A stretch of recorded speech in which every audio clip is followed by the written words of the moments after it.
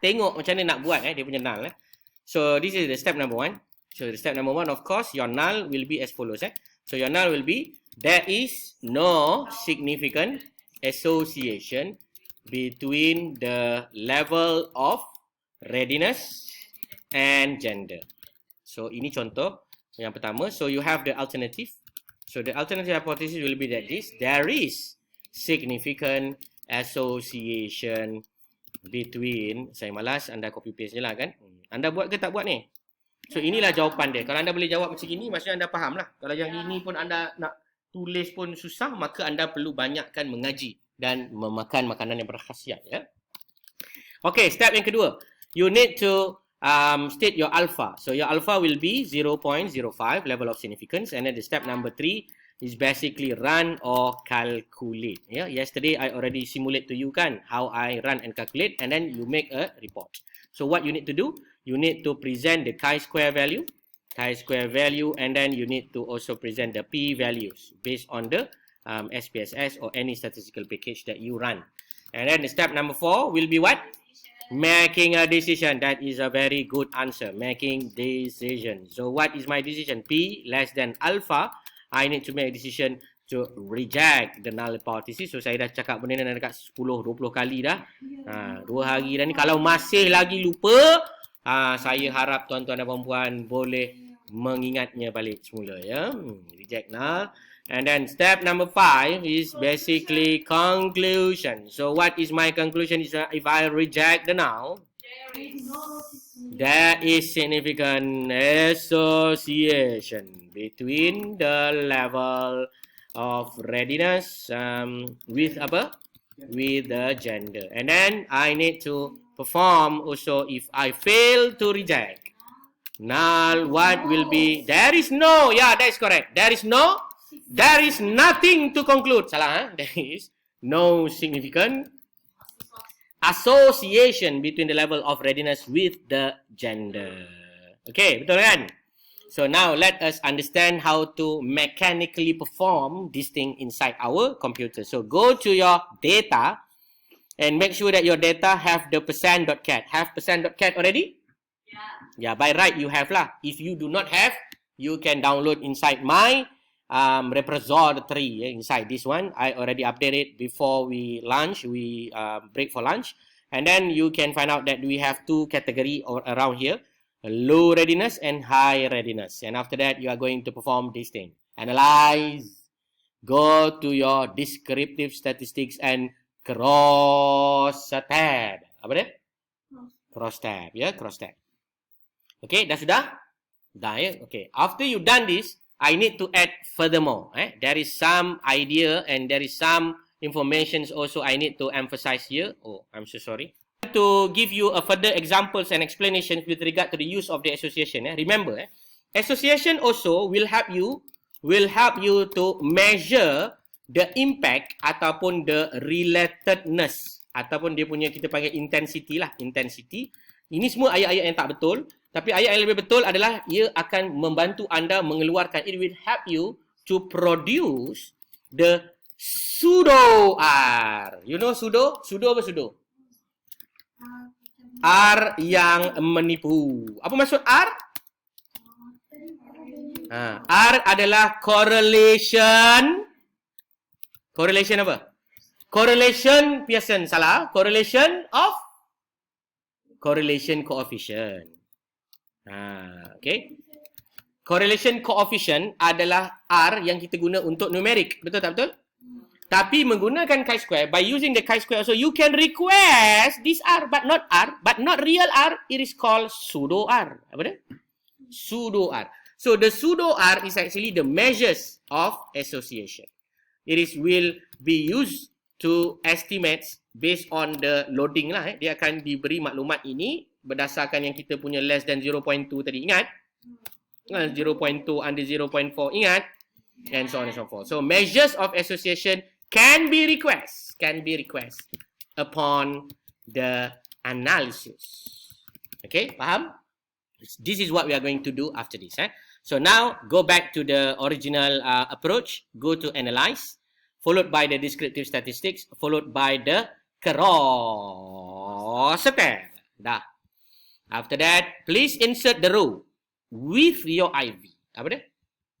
Please insert the row with your IV. So what is my IV, ladies and gentlemen? Apa IV saya? Saya silap ni. Saya kena reset dulu. My IV will be gender lah kan. Sebab saya kan nak tengok ada tak perkaitan antara gender dengan status of readiness. So my column will be %.cat. I'm going to insert it inside the column. Done? Done. Okay, the next part, you are going to click the statistics radio button over there. Click the statistic radio button and request for the Kai, for the Kai, for the Kai square. And then you are going to click these two additional checkbox because the contingency coefficients and the pi and Kramer's V are going to give you the measures of associations. It is the pseudo R that you are trying to create based on the statistical analysis on the SPSS. Faham ya?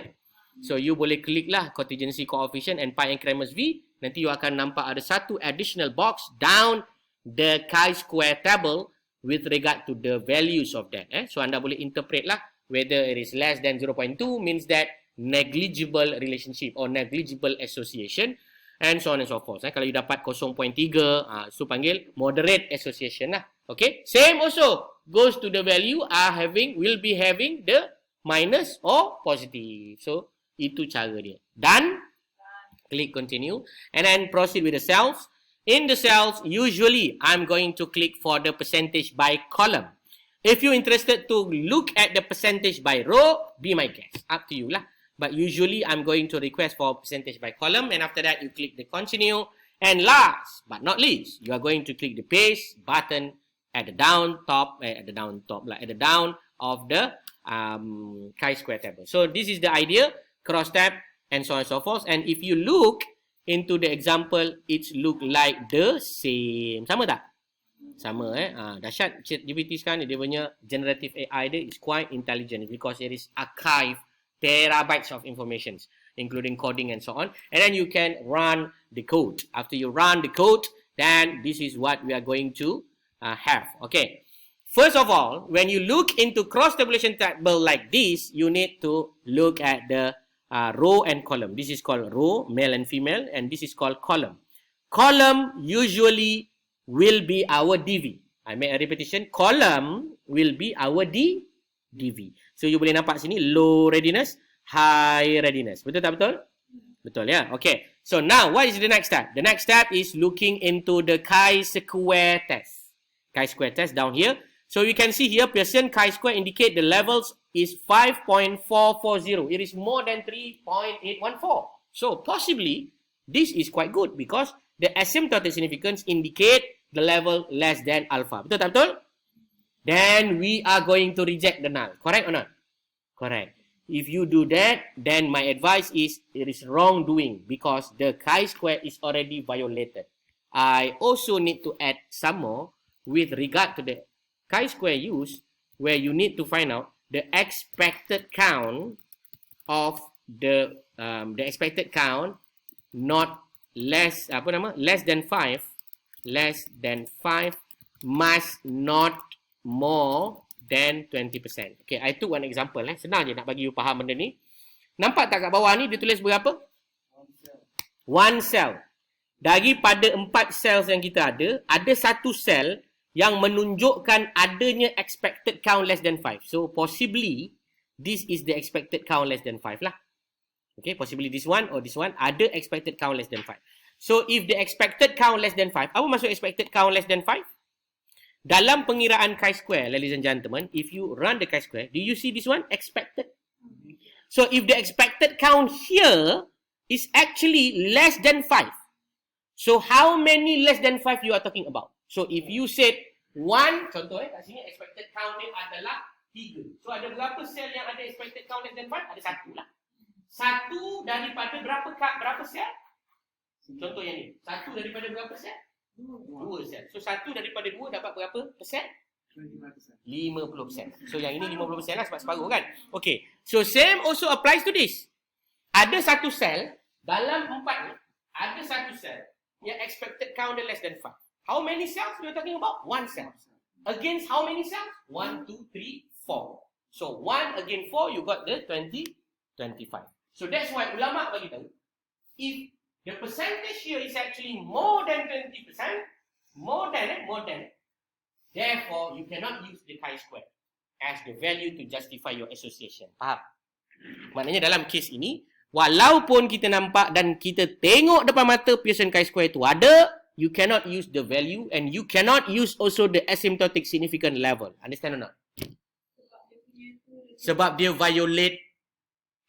violated the expected count less than 5 is more than 20%. Okay? Faham ke tak faham? Tak faham ya? Tak faham, saya tunjukkan pula lagi sekali. Kita ada 4 kotak, betul tak betul? Kita ada value kat sini, kita ada value sini, value sini, value sini. Bila kita run this value, there is one cell expected dia adalah less than 5. So ada berapa sel?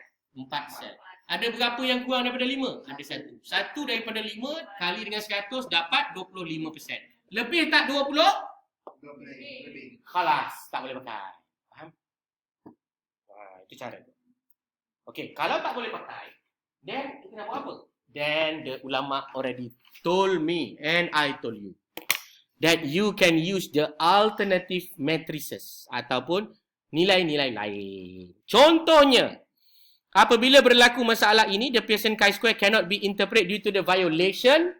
Therefore, you can use the other matrices named as follows lah. Pertama adalah Fisher exact.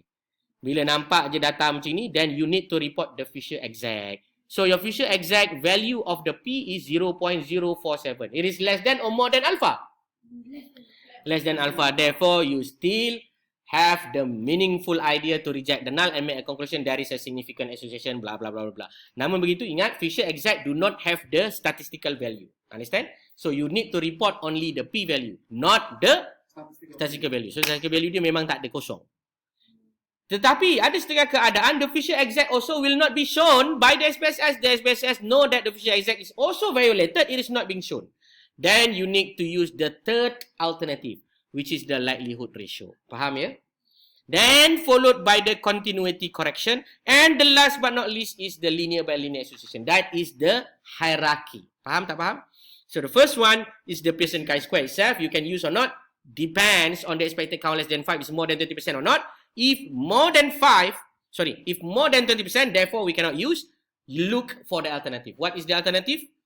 Fisher exact. That is the first one. The second one that you need to prioritize is the likelihood ratio. And then the third one is the continuity collection. And the last but not least is linear by linear association. So yang ini kalau you baca banyak lagi buku statistics, there are jargon and thousands and not thousands lah, hundreds of explanation that what in the sense of what kind of data or what kind of statistical that you need to follow. Dia ada sebab lah. Kenapa you pakai likelihood ratio, Fisher exact, linear by linear. Ni nanti you belajar kemudian lah ya. Kenapa step satu tu you nak pakai. Secara umum, kalau pakai Pearson chi-square ni you tunjuk macam gini. Kalau inilah juga yang you copy and paste dan tanpal, you standby lah saya akan cadangkan untuk buat correction. Memang saya akan kata apa yang tuan-tuan dan puan-puan present adalah silap. Sila buat analisis semula. Okay, so now the question will remain, what is the down there? The down here is symmetric measures. As I mentioned to you before, we have the value. So the value here is actually the pseudo R value. Apa dah? Pseudo R value. So this is the positive moderate association. Betul tak? Is that a statistical significance? Yes, the approximate significance is showing less than 0.05 and therefore we reject the null and we can make a conclusion. There is a positive moderate association between the gender and also the classifications of the readiness. Means that is the male and female is matter? The answer is yes. Even though it is not significantly differ, but using the chi-square, slimly we can find out that it is possible that the male and female have different ability to influence the readiness. Maknanya readiness ni boleh juga dikaitkan dengan jenis jantina. Faham ya? Nah, selepas A1 sampai A10 yang kita buat ni tadi tak nampak, last kali bila kita run association ada juga harapan. Itu pun harapannya macam sedikit lah slim lah. 0.047 ni adalah slim tau, slim chance. Yes. Bukan yang ni puan, sorry, yang moderate yang bawah ni, yang ni. The statistical value is very slim. Yeah, it's very near to the non-statistical significant values. So let's say kalau anda gunakan 0.01 as your statistical concern, it is already shown that you not able to reject the null hypothesis. Faham ya? Kalau alpha kamu 0.01 lah. But in this case, of course lah, we reject the null hypothesis and make a conclusion. There is a significant association between these two variables. Okay, understand? But now, we have one problem. What is the problem? The problem is how we want to report. So, the reporting mechanism will be like this. Because this is the last chapter of the day. I also cannot remember already how many tables that we generate. But due to the understand, I just put here as a table chi-square lah. Table chi-square. So, the table chi-square will be explained as follows. The associations of the readiness status with the selected IVs. Ini contohlah kalau anda nak gabung-gabungkan IVs. Kalau anda nak buat satu-satu, boleh buat satu-satu ya. So what I'm going to do, the first one, insert the table. So I'm going to insert the table as follows. The next one, I'm going to write the variable name. So in this case, I'm going to use the gender, male and female, and then followed by another one, which is the one. Kat sini lah kita kena tahu kita akan letakkan dua benda, frag and frequency, and then we are going to make an empty spaces over there, and then we are going to make another column on the right side of our tables, and then we are going to generate another column. I think we need to generate at least 8 columns if I'm not mistaken. So this one is also frag, and then we need to generate another column for percentage, followed by the next one is statistics, and then followed by another one is the p-value. So a total of how many columns there? How many columns there? 9 do you know how many columns? 1, 2, 3, 4, 5, 6, 7, 8, 9 So the reason of using this kind of methods is because we want to translate the data in a much more organized manner lah So dekat bawah ini, kalau tuan-tuan perasan, tengok apa yang saya akan buat I'm going to put here as low readiness, and I'm going to make this one as merge. Same also goes to this. This one I'm going to make it as what? Ya Allah, pandainya. That's very correct. Readiness. So finish already. So now I'm going to put the data lah. Put the data. So why I create this one? Okay, you can see I just use one space bar just to give an idea, because this one are actually spacer. Tahu spacer? Nak bagi dia jaga. Itu je.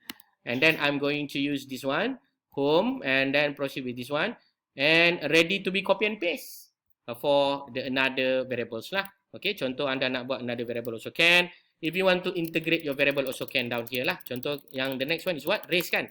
Yeah. Betul tak? Race kan? So the race also can be used. So you can use the Malay lagi, Chinese, okay, and also Indian. Okay. So ini contoh lah macam mana nak buat. Yang bawah ni adalah separate variable. So depends lah kepada you punya SV macam mana nak present. Tapi yang pasti saya punya ni tadi telah ada output, then I'm going to rewrite the value lah kan. So male berapa male? Male nya 7. Percentage dia berapa? 63.6. Very good. Okay, next is a female. Female berapa? 4. Berapakah dia? 36.4. So what about the another one, which is the male for that one is actually 4, and then 21.1, and then what about the another one, which is the 15, and then 78.9. So what is the statistical value? I'm going to put it as blank, or you can also put it as an A, and then proceed with the 0.047. And remember to put something with here. So I'm going to indicate this one as 30, and then followed by this as a Fisher exact. Okay, Fisher exact test. And then please also sometimes kalau you tanya dengan I, what I'm going to do is actually make a conclusion based on this. So to make a conclusion based on this, you akan tulis dalam body text. So you akan kata apa? There is significant association between the readiness level ataupun readiness status with the gender at significant value 0.05. I'm so sorry about that. Where the Fisher exact is the Fisher exact p-value is equal to apa benda? 0.047. Okay, nokta So remember, kita ada NOR, betul tak? The result indicate the value of association is moderate positive moderate, ya.